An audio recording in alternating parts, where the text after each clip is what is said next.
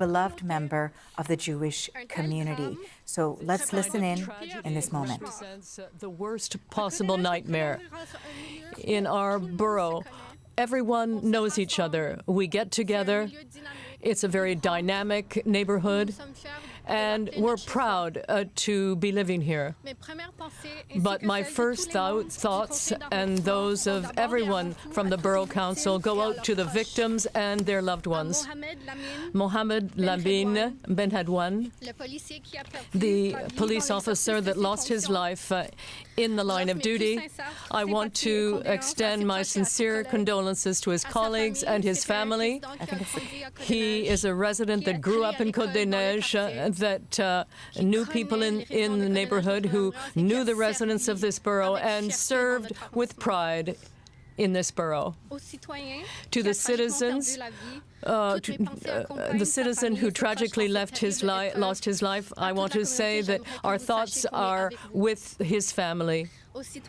To the citizens who witnessed the horror, and those who were directly or indirectly affected, and all of those who had trouble sleeping last night, please know that we too stand in solidarity with you. If you need to talk to someone or share your emotions, know that you can call 811 option 2 at any time.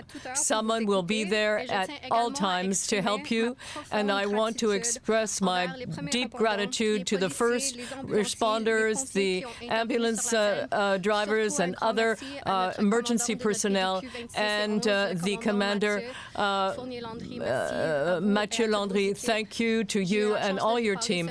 I was able to speak to him this morning, and I must say it was a very difficult and painful conversation. We feel the pain that they are experiencing, his pain. You are the embodiment of the spirit of solidarity that is part of our borough. Even though the situation is now under control, I know that the psychological wounds will take time to heal. And over the next few days, we will work in close cooperation with community organizations and the health system. And I personally will be looking to ensure that all support resources are available and are easily accessible. We will also remain in constant communication with the SPVM as the investigation continues. We are a united and proud neighborhood. The strength of our borough is our resilience. In the face of this terrible act of violence, we will support each other. We will heal together, and we will continue to look after each other as we always have. So I'll turn it over now to the Mayor of Montreal for a few words. Thank you, Stéphanie, and thank you to all the elected officials who are with us today. You know, in any community, and in a community that has been so deeply affected by this tragedy, where we were saying this morning, it's like a village. People know each other. And the police officer, Mohamed, knew the residents as well. And I think it's important to be here on the ground with the residents. There are local centers that opened their doors so that people could come into the community centers. They were there to feed them and reassure them. And I think that's really part of what we have to do, to come and say to people, thank you, at times of crisis and anxiety, to have people on the ground who were pillars of the community, who were there to support people in distress. I think that kind of support is essential. Now, of course, we all have a lot of questions about what happened. Now, the investigation is in the hands of the Bureau des Enquêtes Indépendantes, and that will take some time. But I think what is important today is to talk about what comes next. Yesterday's adrenaline and people's anxiety, well, people may be feeling that they're afraid to go out into the street, that they can't work, and it's important to say that help is there. Stephanie said that please call 811, option 2 if you need support. People will be there to help. And at the center where we went to visit, people did not go into work today, and I think people have to see that Montreal is united in mourning the people we've lost, united in supporting the community, so that people once again have a sense of security here in Montreal. Even though we realize that tragic, unique event occurred yesterday, Montreal is a safe country, and we want to ensure that it remains safe, and people can be confident living in this city. I just want to close by talking about the police community, the Montreal police that is mourning right now. They secured the perimeter where the tragedy occurred. Now imagine having to do that when they've lost one of their colleagues. So go and talk to them and thank them. Thank them for their service. What happened yesterday was terrible.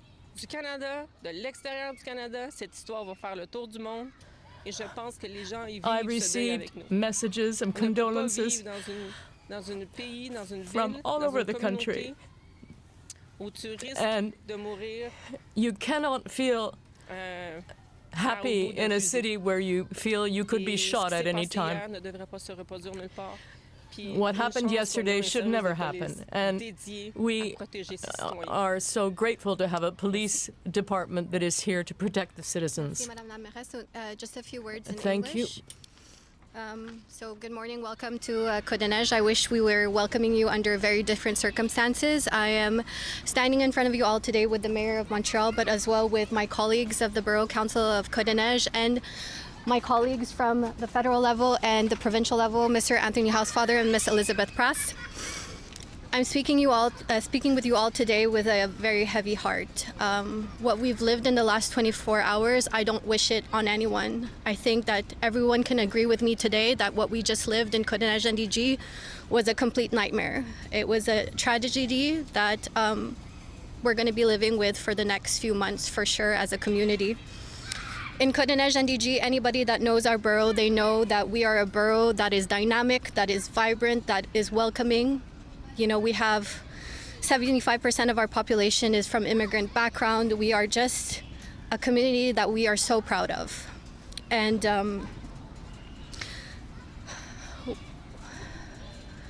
we really lived the loss today, yesterday and today and for the next few days. And so I want to wish to Mohamed Lamine Ben Redouane, to his family, to his friends, to his loved ones, anyone that was touched by his life, we are so sorry. We want to send our condolences to everyone, his colleagues at the SPVM, at the PDQ locally here. I don't even know how to say when you have someone that grew up in the neighborhood, decided to serve his community in a way that he did by ultimately losing his life. It was an act of heroism that I can't highlight further. And I just want his family and his loved ones to know that we are with them and we mourn with them. To the officer that was injured as well, I wish you a speedy recovery and I thank you for your work on the ground. To the citizen who has tragically lost his life, I offer my deepest sympathies to him, his family, everyone that loves him and to his community. Please know that we are with you during this very difficult time. To the citizens of Côte-des-Neiges and NDG who witnessed the horrifying scenes yesterday, from far or from close, to everyone who struggled to sleep last night, please know that we are with you, that we cried with you last night. And I hope that for those that can, that you hold the ones you love so close to you. The Borough of Côte-des-Neiges NDG stands in support with you. If you need anyone to talk to, if there are resources that you are looking for, please know that they exist and they are available to you. Call 811 option 2 and you will have someone at the end of the line at all times of the day to support you in whatever you need. I also want to express my deepest gratitude to our first responders, the police officers, paramedics, and firefighters who intervened at the scene. A special mention for the Commandant Mathieu Fournier-Landry. He's heading right now the PDQ 26, which is our local PDQ. Him and his teams worked tirelessly yesterday to ensure the safety of our residents and of our community, and for that, we are so grateful. Although the situation is now over, I know that the psychological wounds will take time to heal. Over the coming days, we will work in close collaboration with community organizations on the ground and our healthcare network. I will personally ensure that all support resources are at your disposal and easily accessible, and we will also remain in constant communication with the local PDQ as the investigation continues. In Côte-des-Neiges, Notre-Dame-de-Grâce, we are united, we are proud, and we are a supportive community. The strength of our borough lies in our resilience. And let me tell you, we are a resilient community. Sometimes too resilient that we see things happen often and time again in our borough. In the face of this terrible act of violence, we will support one another. We will be there for one another like we've always been, because we are a strong community, we are a proud community, and we will continue the work that we do here for our communities. Thank you so much.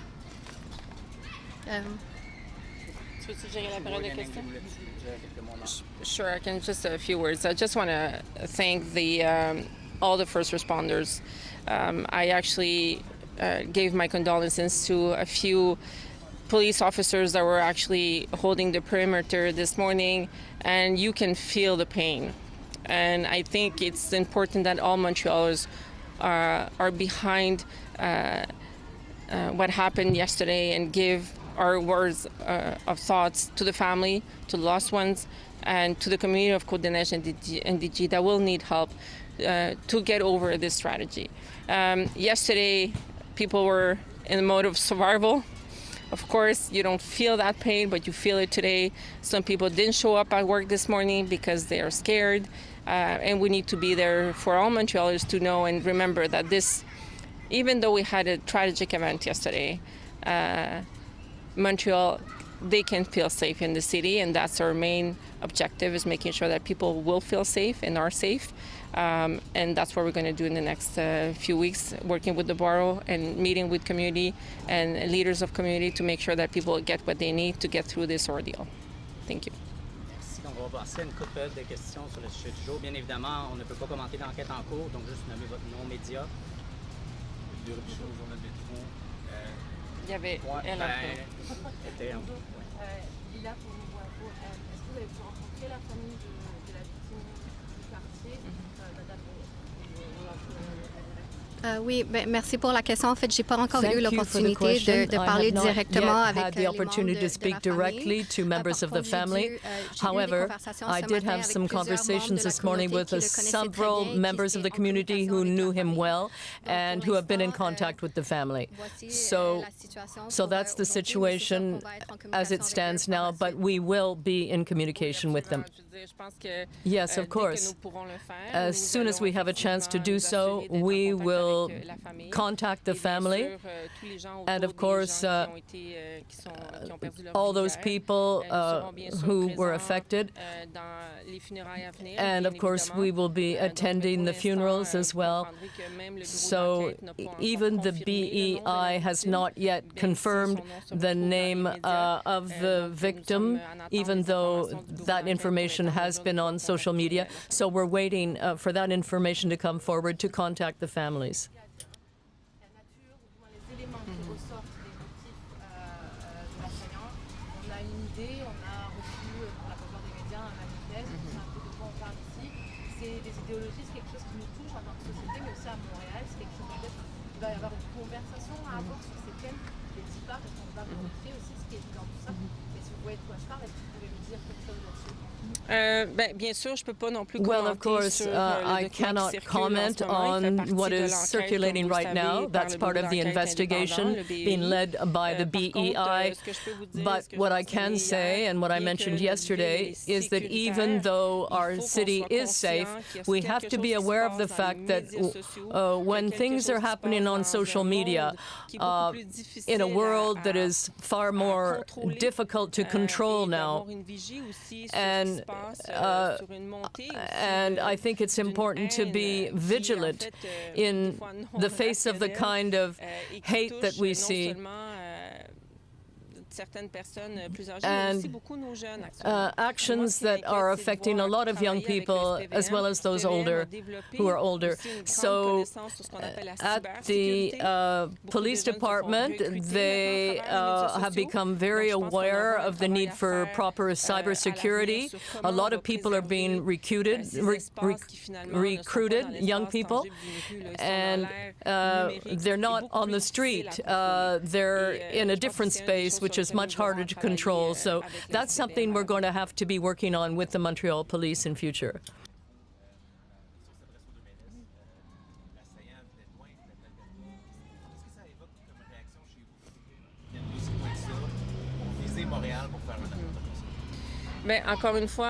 Once again, I'm sure you understand that I cannot confirm or otherwise what you just said. The only answer is that how can someone in 2026 take a gun and go into the street and start shooting people, whether he's from here or somewhere else? We have to fight back against people's ability to own guns and use them in the streets in this manner.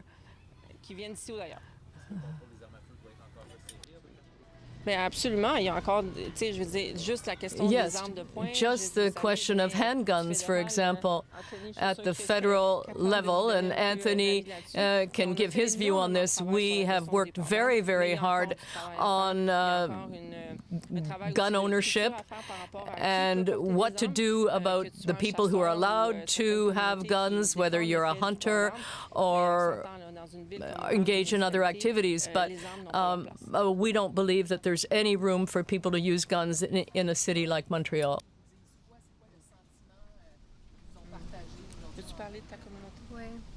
Merci pour la question. En fait, thank you for the question. During our visit, there, of course, we saw that there are people on the ground, but talking to residents, we sense their pain. They're still in a state of shock. Some people are afraid to leave home and just to go out and do their normal errands. There are many restaurants and businesses in this area, and this is where people live. And every time they're in the area, they're reliving what happened yesterday. So it's very difficult for the residents. And there are organizations here that are prepared to help. And all we can do is support them and listen.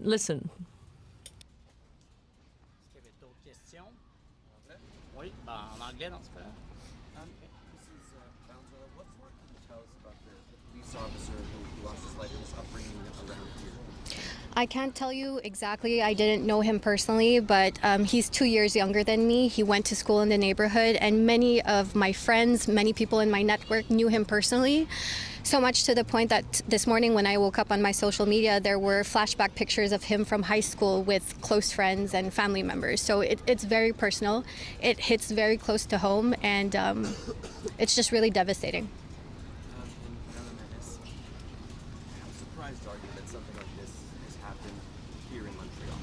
I'm very surprised. I mean, Montreal, when was the last time we had an event like this? I mean, and at some point, I think Montreal, at some point, it's hit very hard by this because it hits on that sentiment of security and that something can happen in our cities like that. Of course, it will take some time to recover. But again, I want to reassure Montrealers that Montreal is safe and that we need to rely on each other and making sure that we are also, all of us, I wouldn't say responsible, but working together to make sure that our community feels safe and are safe. What are the biggest questions you have? I know you can't comment on the investigation, but what do you want to know?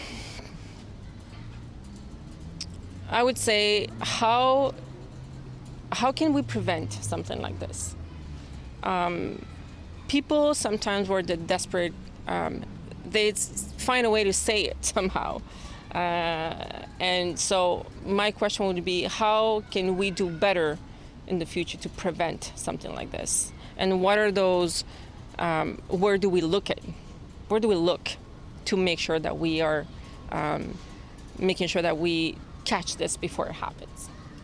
A little bit about the ideology that seems to be, of course, it's part of the investigation, but that seems to be in the background of this particular assault and manifesto. And I'm wondering about what are your thoughts on how society, what can be done? How do you start a conversation? We've had this conversation in Montreal in the past. Yeah. How do you start a conversation? I think media has changed. The way that people talk to each other has changed. If you look at social media today, how can people think it's okay to talk about people in a way that you wouldn't say it in person? So I think we have to work on making sure that our city and our people in our community feel safe, not only in the public space, but also on our social media. When you see recruitment of young people through social media, it is very concerning. So, and when you see recruitment, it's not only recruitment in terms of doing something criminal, but it's also on the ideology behind social media. So I think there has to be a way that we work more together around making sure that those conversations that are happening in social media, we can actually address them and also fight against those conversations that are not very positive to all communities. I'll give you an example. Yesterday, we saw many images in social media about what was happening, and very graphic. How can we accept that? It desensitizes, ça enlève la sensibilité. Thank you. Desensitizes. Right? We can't accept that. As a society, we need to be respectful and make sure that we're also prevailing around the dignity of the police officer that we saw yesterday and the family that had to actually see those images. So I think social media and that digital space will be one of the biggest challenges we have for the future to make sure that our cities and our communities are safe and that we're preserving a good conversation, a positive conversation that sometimes just derails in social media. On va prendre une dernière question en anglais. Une partie de la façon de prévenir ça, c'est de réglementer les médias sociaux. Ben, écoutez, la question qu'on doit se poser, Well, vous savez, dans une autre vie, j'étais au fédéral. In another C'est sûr life, que la I was at the réglementation federal sur les level, plateformes and numériques certainly est extrêmement difficile. regulations on digital platforms is a real problem. De réglementer une entreprise qui vit Trying to seulement regulate pas canadienne, mais a on company s'entend that is qu'hier, not Canadian les that's vidéos qu'on a vues hier in that sur les space is plateformes very numériques difficult. And what auraient we dû, à un saw moment on the donné, digital platforms être yesterday arrêtés. should Comment normally on have been contrôle stopped. l'espace But how can you numérique qui, control the digital finalement, space n'est pas positif? and J'ai pas la control réponse, what isn't parce positive qu'honnêtement, la that we législation see sur les there? plateformes Because numériques, elle est compliquée. legislation on digital platforms is complicated.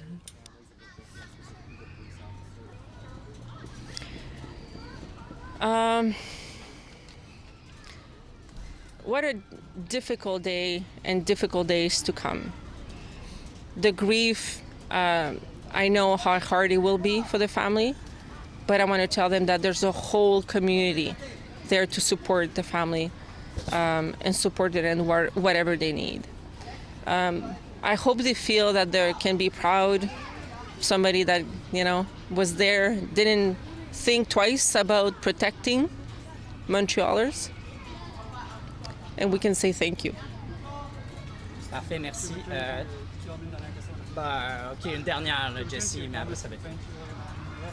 we to understand that you're making a call for stricter gun control in Canada? I mean, absolutely. I think even people from that live through Polytechnique will tell you that I think we can go further. And I know it's difficult because guns sometimes are not only, or in many areas, are for hunting, for indigenous communities.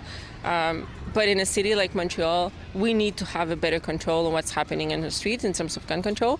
And I'm sure that our federal government is something that we can talk about and see how can we better, work on getting our cities more safe, especially on getting access to these guns. Any other questions? Sure. One of the civilians was killed was part of the Jewish community, and it also occurred in Central Jewish Borough in Montreal. Do you have any comments to the Jewish people? Unfortunately, I can't comment on something that has not been confirmed by the Bureau of Investigation, the independent bureau, the BOE, even though the name has been made public through the media. Until I can have that confirmation from le Bureau d'enquête, we'll be contacting his family and the communities. For now, unfortunately, I can't comment on the name. Unfortunately, I will have to say that a loss of a life from any community is a loss too many. The manifesto that's circulating accused a lot of hatred to women. Do you have any reaction to that? Again, I can't comment on the manifest, but what I would comment is that what I've seen in social media is unacceptable. What I've seen even in my own social media, and social media for many women that are in politics has been awful. And I think, there has to be a way to protect, even on the speech and the way we talk about women, to make sure that women feel protected. On doit vraiment y aller. Merci. Thank you, guys. Thank you. So we have been listening into Montreal's mayor and the representative for the borough of Côte-des-Neiges, where that tragic shooting took place yesterday. We know that a civilian and police officer were killed. Pardon me. Constable Mohammed Lamin Ben Redwan and civilian Michel Mizrahi, a beloved member of the Jewish community. Another officer was also injured. So we just heard from those officials. They were speaking, as they said, with heavy hearts. Both were quite emotional, describing what they called the horrifying scene that unfolded yesterday. We know police were called after a witness saw a gun sticking out of a window. One suspect was involved in the shooting and was killed. At least 29 gunshots were heard, and a video is circulating online. Pardon me. I do want to bring in the CBC's Sarah Levitt. She was at the scene and has more. Sarah.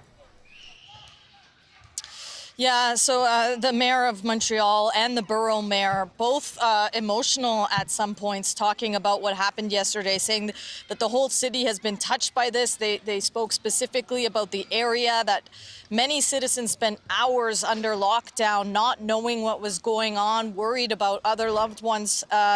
And they wanted to reassure the population that Montreal is a safe place. Interesting to note that, of course, the mayor is saying she can't comment on the investigation itself as that's ongoing.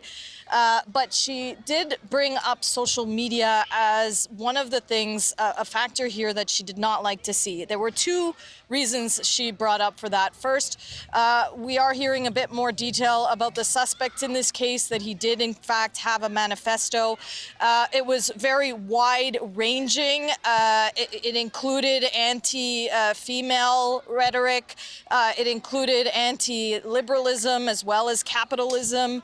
And of course, talked about bringing up a violent revolution, and if that meant hurting police officers, so be it. So the mayor saying that, hearing about that, whether or not that's part of the investigation, she wouldn't mention, but said it's awful what they see, what she's seeing on social media. And she also mentioned all the videos that came out from this shooting yesterday, some extremely graphic, showing exactly what happened. And she said that's unacceptable. This desensitizes the world. It also is disrespectful to the police officer, Mohamed Lamine Ben Raoudin, who died, 34-year-old, as well as the bystander, 68-year-old Michel Mizrahi, who also was killed. But also saying that they're here for support, mentioning a phone line that citizens could call, 811 extension 2, where people could call if they're feeling stressed about the situation. The mayor also the mayor of Côte-des-Neiges, very emotional, saying, you know, we know about these members of the community. The police officer, for example, grew up in this area, went to school nearby, was well liked in the community, spoke too of Michel Mizrahi, very well-known member of the Jewish community. We heard from his rabbi earlier saying that what he was told about what Mizrahi did at the shooting was tell a woman who had a baby to run away. Unfortunately, he was killed in what happened. It's unclear how exactly he was killed. It appears that he was caught in the crossfire. Police won't mention or not whether it was the officer that shot him. That is unconfirmed, but there were social media rumors about that, the police not confirming that. So now the investigation is in the hands of the police watchdog alongside provincial police. They will look into everything surrounding this investigation. The perimeter not far from here remains wide. The mayor had gone earlier this morning to check out the premises and speak with people there, as well as some businesses. The businesses themselves closed, but it's an area that's densely populated. So there's, you know, a high rise, which the hotel where the shooter was in. There was also condos, so people are still able to move freely within that area, but obviously the perimeter quite large for this investigation to figure out just what happened, the motives of the suspect, and any other detail. A lot to take in there, and certainly the investigation continues. Sarah, thank you for this. That is the CBC Sarah Levitt in Montreal. And we do have more coverage on this story for you. Yesterday's shooting in Montreal marked the third time an officer in Canada was killed in less than 2 weeks. But do the string of incidents show an increase in violence for police in the line of duty? We will look deeper into that data just a little later on in the program. Meanwhile, today also marks 41 years since the Air India bombing. It claimed the lives of all 329 passengers and crew, making it the deadliest terrorist attack in Canadian history.